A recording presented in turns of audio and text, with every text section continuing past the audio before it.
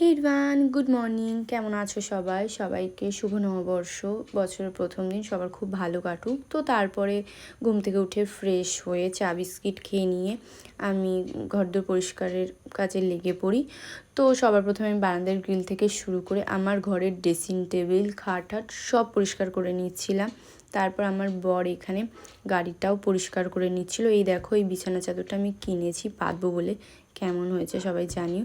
তো তারপর আমি স্নান করে উঠে নতুন শাড়ি আর আমার গপু সোনাও নতুন জামা পরে নিয়েছিল। কেমন লাগছে আমার গপু সোনাকে?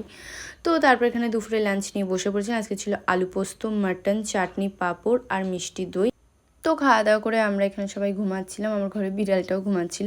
তো ঘুম থেকে উঠে আমি বিকালে বাজারে যাওয়ার জন্য রেডি হয়ে নিয়েছিলাম, যেহেতু বছর প্রথম দিন বাজারে তো যেতেই হবে।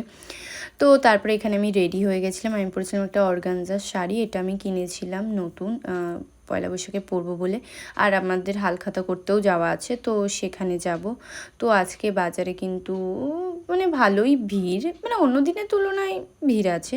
তো তারপরে একটু মেলাতেও চলে গেছিলাম। দেখো আজকে প্রচণ্ড ভিড় মেলাতে, প্রচণ্ড মানে কি প্রচণ্ডই ভিড়, মানে দেখো মানে লোক গিজ করছে, আমরা যে দাঁড়াতে তাই পারছি না। তো এপাশ থেকে ঢুকে ওপাশ থেকে বেরিয়ে যেতে হয়েছে। তো তারপরে চলে গেছিলাম মিয়ামোড়ে গিয়ে দেখি বেশিরভাগ জিনিসই সোল্ড আউট হয়ে গেছে। তো আর কি করা যাবে, তারপরে আমরা এখানে কিনেবো নিয়ে নিয়েছিলাম চিকেন মাঞ্চুরিয়ান পাফ, যেটা এটা। তো তারপরে নিয়ে আমরা বেরিয়ে যাই। আজকের পর্যন্ত ব্লগটা এইটুখানি গাইস, বাই।